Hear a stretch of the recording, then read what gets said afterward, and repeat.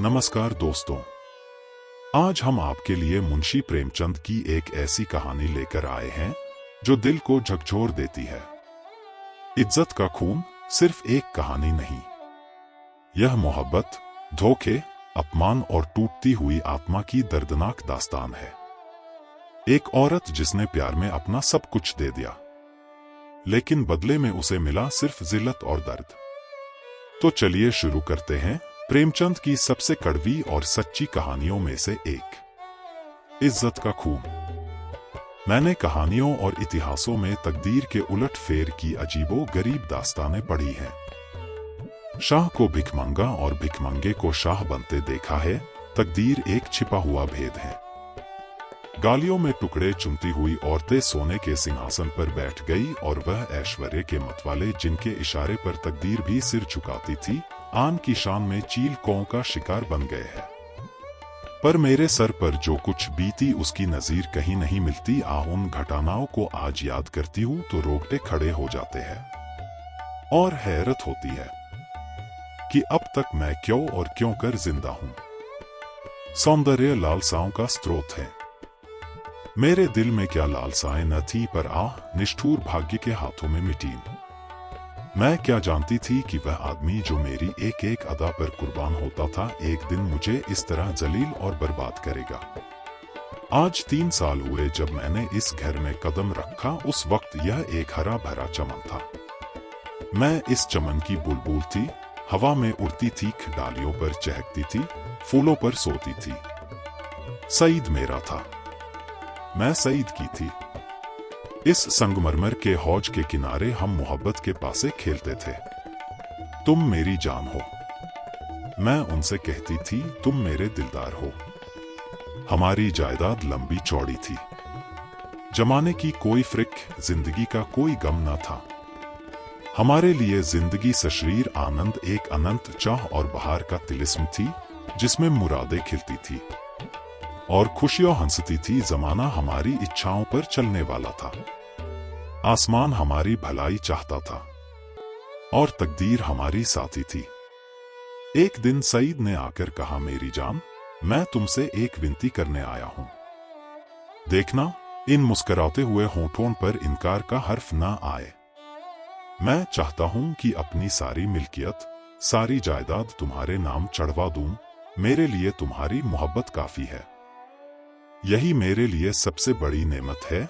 मैं अपनी हकीकत को मिटा देना चाहता हूं। मैं चाहता हूं कि तुम्हारे दरवाजे का फकीर बन करके रहूं। तुम मेरी नूरजहां बन जाओ, मैं तुम्हारा सलीम बनूंगा और तुम्हारी मूंगे जैसी हथेली के प्यालों पर उम्र बसर करूंगा।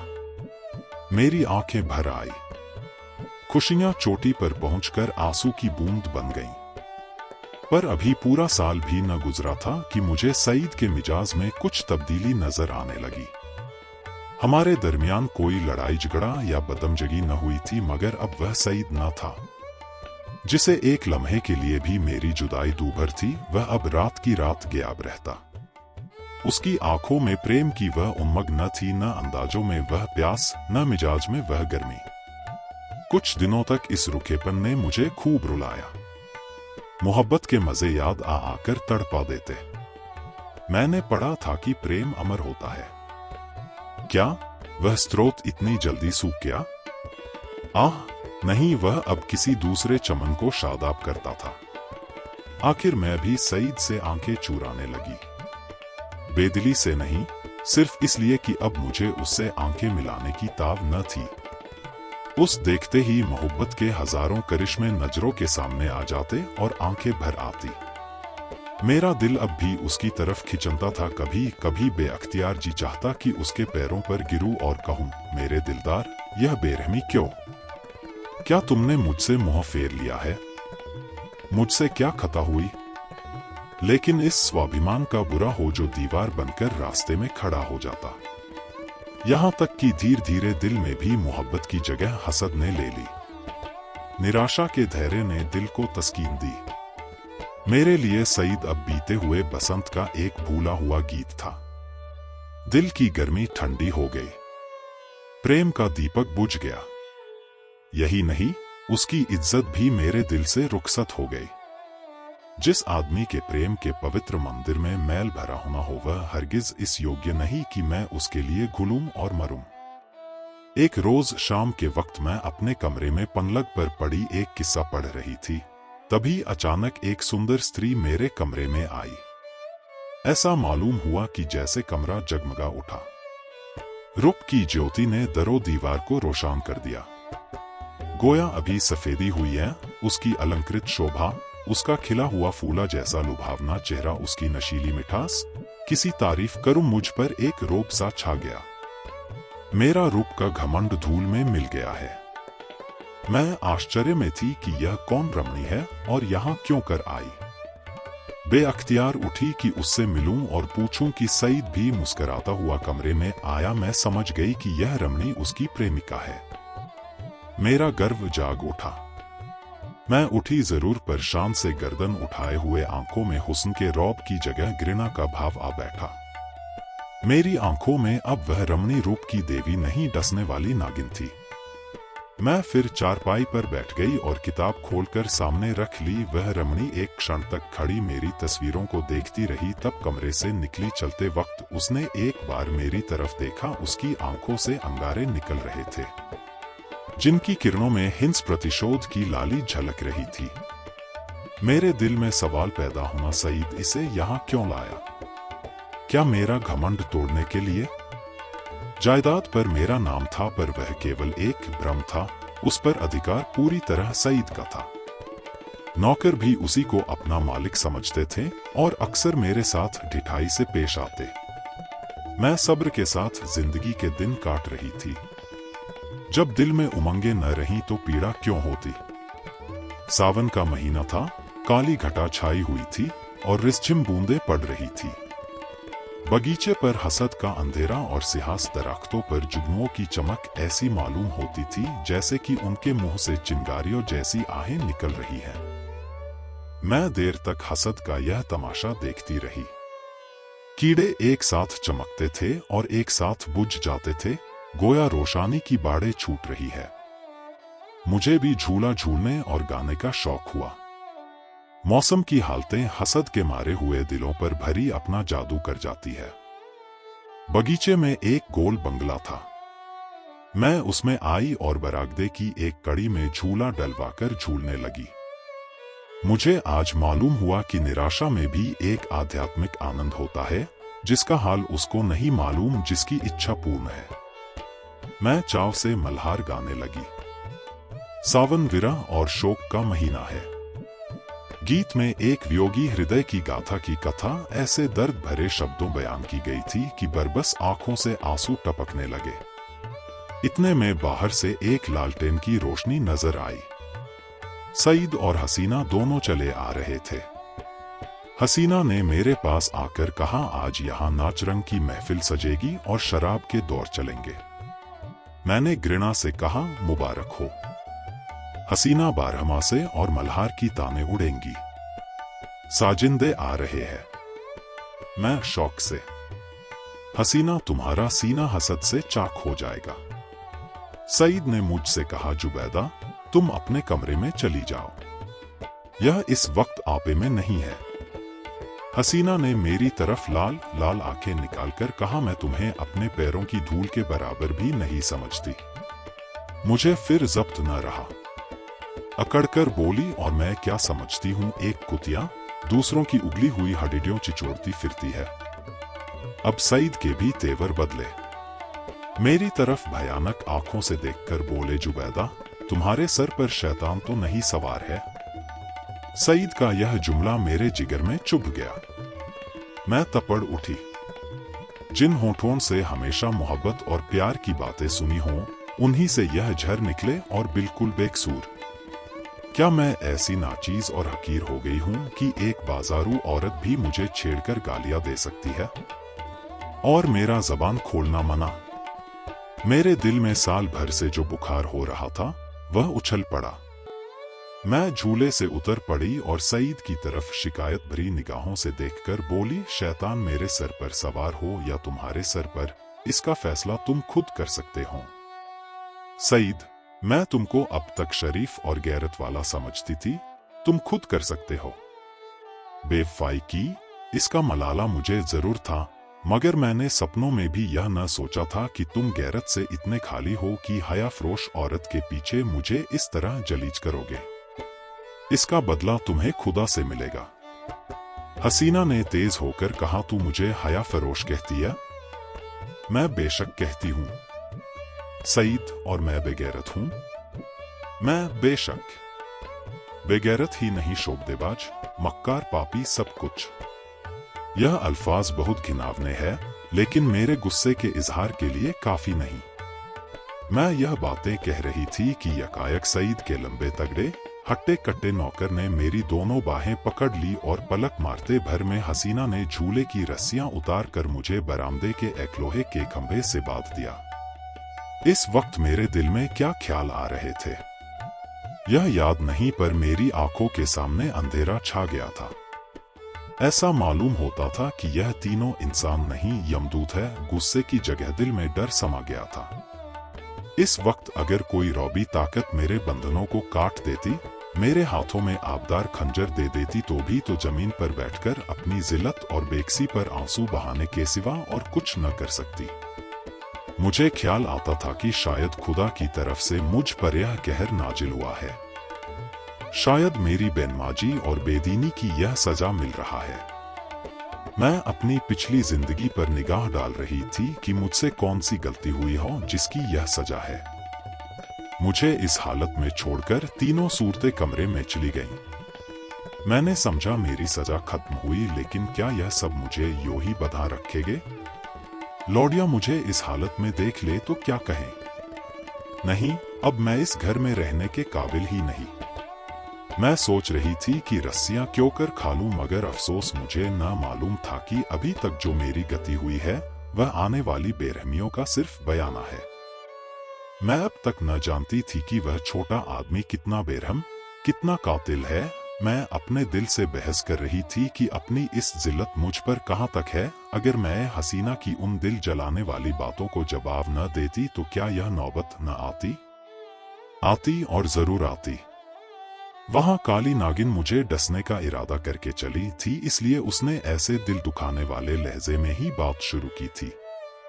मैं गुस्से में आकर उसको लांग तांग करूं और उसे मुझे जलील करने का बहाना मिल जाए। पानी जोर से बरसने लगा, बौछारों से मेरा सारा शरीर तर हो गया था। सामने गहरा अंधेरा था। मैं कान लगाए सुन रही थी कि अंदर क्या मिसकॉट हो रही है, मगर मेह की सनसनाहट के कारण आवाजें साफ न सुनाई देती थी। इतने लालटेन फिर से बरामदे में आई और तीनों उरावनी सूरतें फिर सामने आकर खड़ी हो गई। अब की उस खून परी के हाथों में एक पतली सी कमची थी। उसके तेवर देखकर मेरा खून सर्द हो गया।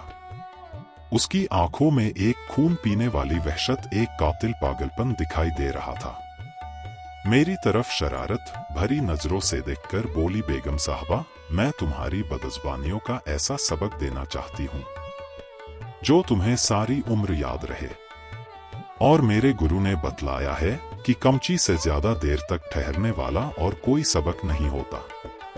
यह कहकर उस जालिम ने मेरी पीठ पर एक कमची जोर से मारी। मैं तिलमिया गई। मालूम हुआ कि किसी ने पीठ पर आग की चिरगारी रख दी। मुझे से जब्त न हो सका। मौ बाप ने कभी फूल की छड़ी से भीन मारा था। जोर से चीखे मार मार कर रोने लगी। स्वाभिमान, लज्जा सब लुप्त हो गई।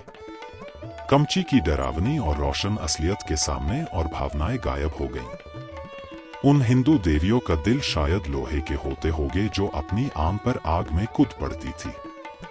मेरे दिल पर तो इस वक्त यही ख्याल छाया हुआ था कि इस मुसीबत से क्यों कर छुटकारा हो। सईद तस्वीर की तरह खामोश खड़ा था। मैं उसक तरफ फरियाद की आंखें से देखकर बड़े विनती के स्वर में बोली, सईद, खुदा के लिए मुझे इस जालिम से बचाओ। मैं तुम्हारे पैरों पड़ती हूँ। तुम मुझे जहर दे दो, खंजर से गर्दन काट लो, लेकिन यह मुसीबत सहने की मुझ में ताब नहीं। उन दिलजोइयों को याद करो, मेरी मोहब्बत का याद करो। उसी का सदके इस वक्त मुझे इस अजाब से बचाओ। खुदा तुम्हें इसका इनाम देगा। सईद इन बातों से कुछ पिघला। हसीना की तरह डरी हुई आंखों से देखकर बोला, जरीना, मेरे कहने से अब जाने दो। मेरी खातिर से इन पर रहम करो। जरीना तेर बदल कर बोली, तुम्हारी खातिर से सब कुछ कर सकती हूँ, गालियां नहीं बर्दाश्त कर सकती। सईद, क्या अभी तुम्हारे ख्याल में गालियों की काफी सजा नहीं हुई? जरीना, तब तो आपने मेरी इज्जत की खूब कद्र की। मैंने रानियों से चिलमचियां उठवाई है, यह बेगम साहबा है किस ख्याल में? मैं इसे अगर कुछ छुरी से काटूं तब भी इसकी बदज़बानियों की काफी सजा न होगी। सईद, मुझसे अब यह जुल्म नहीं देखा जाता। जरीना, आंखें बंद कर लो।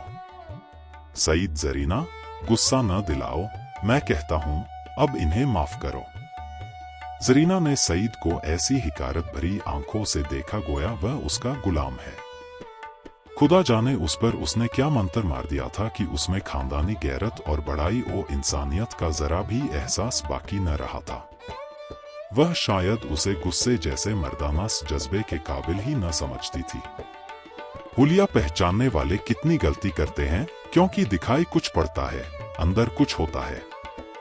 बाहर के ऐसे सुंदर रूप के पर्दे में इतनी बेरहमी, इतनी निष्ठुरता। कोई शक नहीं, रूप हुलिया पहचानने की विद्या का दुश्मन है। बोली, अच्छा तो अब आपको मुझ पर गुस्सा आने लगा। क्यों न हो, आखिर निकाह तो आपने बेगम ही से किया है। मैं तो हया फरोश कुतिया ही ठहरी। सईद, तुम ताने देती हो और मुझसे यह खून नहीं देखा जाता। जरीना, तो यह कमची हाथ में लो और इसे गिनकर 100 लगाओ। गुस्सा उतर जाएगा, इसका यही इलाज है। जरीना, फिर वही मजाक। जरीना, नहीं, मैं मजाक नहीं करती। सईद ने कमची लेने को हाथ बढ़ाया मगर मालूम नहीं जरीना को क्या शुबहा पैदा हुआ। उसने समझा शायद वह का मची को तोड़कर फेंक देंगे। कमची हटा ली और बोली, अच्छा मुझसे यह दगा तो लो, अब मैं ही हाथों की सफाई दिखाती हूँ। यह कहकर उसे बेदर्द ने मुझे बेतहाशा कमचियां मारना शुरू की। मैं दर्द से ऐंठ कर चीख रही थी। उसके पैरों पड़ती थी, मिन्नतें करती थी, अपने किए पर शर्मिंदा थी, दुआएं देती थी, पीर और पैगंबर का वास्ता देती थी, पर उस कातिल को जरा भी रहम न आता था। सईद काट के पुतले की तरह दर्दो सितम का यह नजारा आंखों से देख रहा था और उसको जोश न आता था। शायद मेरा बड़े से बड़े दुश्मन भी मेरे रोने धोने पर तरस खाता। मेरी पीठ छिलकर लहूलुहान हो गई, जख्म पड़ते थे, हर एक चोट आग के शोले की तरह बदन पर लगती थी। मालूम नहीं उसने मुझे कितने दर्रे लगाए, यहाँ तक कि कमची को मुझ पर रहम आ गया, वह फटकर टूट गई। लकड़ी का कलेजा फट गया मगर इंसान का दिल ना पिघला। मुझे इस तरह जलील और तबाह करके तीनों 20 रूहें वहां से रुखसत हो गईं। सईद के नौकर ने चलते वक्त मेरी रस्सियां खोल दी। मैं कहां जाती? उस घर में क्यों कर कदम रखती? मेरा सारा जिस्म नासूर हो रहा था, लेकिन दिल न के फफोले उससे कहीं ज्यादा जानलेवा थे। सारा दिल फफोलों से भर उठा था। अच्छी भावनाओं के लिए भी जगह बाकी न रही थी। उस वक्त मैं किसी अंधे को कुएं में गिरते देखती तो मुझे हंसी आती, किसी यतीम का दर्दनाक रोना सुनती तो उसका मुंह चिढ़ाती। दिल की हालत में एक जबरदस्त इनकलाब हो गया था। मुझे गुस्सा न था, गम न था, मौत की आरजू न थी, यहाँ तक कि बदला लेने की भावना न थी। उस इंतहाई जिल्लत ने बदला लेने की इच्छा को भी खत्म कर दिया था। हालांकि मैं चाहती तो कानूनन सईद को शिकंजे में ला सकती थी, उसे दाने दाने के लिए तरसा सकती थी, लेकिन यह बेइज्जती, यह बेआबरूई, यह पामाली बदले के ख्याल के दायरे से बाहर थी। बस सिर्फ एक चेतना बाकी थी और वह अपमान की चेतना थी। मैं हमेशा के लिए जलील हो गई।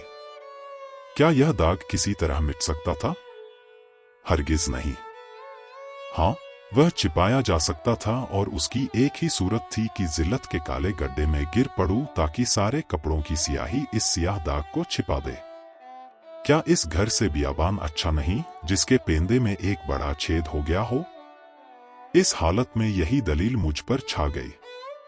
मैंने अपनी तबाही को और भी मुकम्मल, अपनी जिल्लत को और भी गहरा, आने काले चेहरे को और भी काला करने का पक्का इरादा कर लिया। रात भर मैं वहीं पड़ी, कभी दर्द से कराहती और कभी इन्हीं ख्यालात में उलझती रही। यह घातक इरादा हर क्षण मजबूत से और भी मजबूत होता जाता था। घर में किसी ने मेरी खबर न ली। पौ फटते ही मैं बागीचे से बाहर निकल आई। मालूम नहीं मेरी लाजशर्म कहाँ गायब हो गई थी।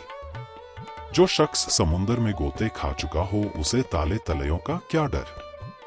मैं जो दरोदीवार से शर्माती थी, इस वक्त शहर की गलियों में बेधड़क चली जा रही थी। चोर कहाँ? वहीं जहाँ जिल्लत की कद्र है, जहाँ किसी पर कोई हंसने वाला नहीं, जहाँ बदनामी का बाजार सजा हुआ है, जहाँ हया बिकती है और शर्म लुटती है। इसके तीसरे दिन रूप की मंडी के एक अच्छे हिस्से में एक ऊंचे कोठे पर बैठी हुई मैं उस मंडी की सैर कर रही थी। शाम का वक्त था। नीचे सड़क पर आदमियों की ऐसी भीड़ थी कि कंधे से कंधा छिलता था। आज सावन का मेला था। लोग साफ सुथरे कपड़ पहने कतार दरिया की तरफ जा रहे थे। हमारे बाजार की बेशकीमती जिन्स भी आज नदी के किनारे सजी हुई थी। कहीं हसीनों के झूले थे, कहीं सावन की मीत, लेकिन मुझे इस बाजार की सैर दरिया के किनारे से ज्यादा पुरलुत्फ मालूम होती थी। ऐसा मालूम होता है कि शहर की और सब सड़कें बंद हो गई हैं, सिर्फ यही तंग गली खुली हुई है और सबकी निगाहें कोठों ही की तरफ लगी थी, गोया वह जमीन पर नहीं चल रहे हैं, हवा में उड़ना चाहते हैं। हाँ, पढ़े लिखे लोगों को मैंने इतना बेधड़क नहीं पाया। वह भी घूरते थे मगर कनखियों से। अधेड़ उम्र के लोग सबसे ज्यादा बेधड़क मालूम होते थे। शायद उनकी मंशा जवानी के जोश को जाहिर करना था। बाजार क्या था, एक लंबा चौड़ा थिएटर था। लोग हंसी दिल्लगी करते थे, लुत्फ उठाने के लिए नहीं, हसीनों को सुनाने के लिए। मुंह दूसरी तरफ था, निगाह किसी दूसरी तरफ। बस भांडों और नक्कालों की मजलिस थी। यकायक सईद की फिंटन नजर आई। मैं रोज पर कई बार सैर कर चुकी थी। सईद अच्छे कपड़े पहने अकड़ा हुआ बैठा था। ऐसा सजीला बाका जवान सारे शहर में न था। चेहरे मोहरे से मर्दानापन बरसता था। उसकी आंख एक बारे मेरे कोठे की तरफ उठी और नीचे झुक गई। उसके चेहरे पर मुर्दनी सी छा गई, जैसे किसी जहरीले सांप ने काट खाया हो। उसने कोचवान से कुछ कहा, दम के दम में फिटन हवा हो गई। इस वक्त उसे देखकर मुझे जो द्वेषपूर्ण प्रसन्नता हुई, उसके सामने उस जानलेवा दर्द की कोई हकीकत न थी। मैंने जलील होकर उसे जलील कर दिया। यक कटार कमचियों से कहीं ज्यादा तेज थी। उसकी हिम्मत न थी कि अब मुझसे आंख मिला सके। नहीं, मैंने उसे हरा दिया, उसे उम्र भर के दिले कैद में डाल दिया। इस काल कोठरी से अब उसका निकलना गैर मुमकिन था, क्योंकि उसे अपने खानदान के बड़पन का घमंड था। दूसरे दिन भोर में खबर मिली कि किसी कातिल ने मिर्जा सईद का काम तमाम कर दिया। उसकी लाश उसीर बागीचे के गोल कमरे में मिली, सीने में गोली लग गई थी। 9 बजे दूसरे खबर सुनाई दी, जरीना को भी किसी ने रात के वक्त खिलकर डाला था। उसका सर तन जुदा कर दिया गया। बाद को जांच पड़ताल से मालूम हुआ कि यह दोनों वारदातें सईद के ही हाथों हुई। उसने पहले जरीना को उसके मकान पर किल किया और तब अपने घर आकर अपने सीने में गोली मारी। इस मर्दाना गैरतमंदी ने सईद की मोहब्बत मेरे दिल में ताजा कर दी। शाम के वक्त मैं अपने मकान पर पहुंच गई। अभी मुझे यहाँ से गए हुए सिर्फ 4 दिन गुजरे थे, मगर ऐसा मालूम होता था कि वर्षों के बाद आई हूँ। दरोदीवार पर हसरत छाई हुई थी। मैंने घर में पाव रखा तो बरबस सईद की मुस्कुराती हुई सूरत आंखों के सामने आकर खड़ी हो गई। वही मर्दाना हुस्न, वही बांकपन, वही मनोहार की आंखें। बेअख्तियार मेरी आंखें भर आई और दिल से एक ठंडी आह निकल आई। गम इसका न था कि सईद ने क्यों जान दे दी। नहीं, उसकी मुजरिमाना बेहिसी और रूप के पीछे भागना, इन दोनों बातों को मैं मरते दम तक माफ न करूंगी। गम यह था कि यह पागलपन उसके सर में क्यों समाया। इस वक्त दिल की जो कैफियत है, उससे मैं समझती हूँ कि कुछ दिनों में सईद की बेवफाई और बेरहमी का घाव भर जाएगा। अपनी जिल्लत की याद भी शायद मिट जाए, मगर उसकी चंदरोजा मोहब्बत का नक्श बाकी रहेगा और अब यस ही मेरी जिंदगी का सहारा है। दोस्तों, इज्जत का खून हमें यह सिखाती है कि जब इंसान का आत्मसम्मान कुचल दिया जाता है तो उसके भीतर कुछ हमेशा के लिए टूट जाता है। अगर आपको यह वीडियो पसंद आया हो तो लाइक करें, चैनल को सब्सक्राइब करें और ऐसी ही क्लासिक कहानियों के लिए हमारे साथ बने रहें। मिलते हैं अगली कहानी में। धन्यवाद।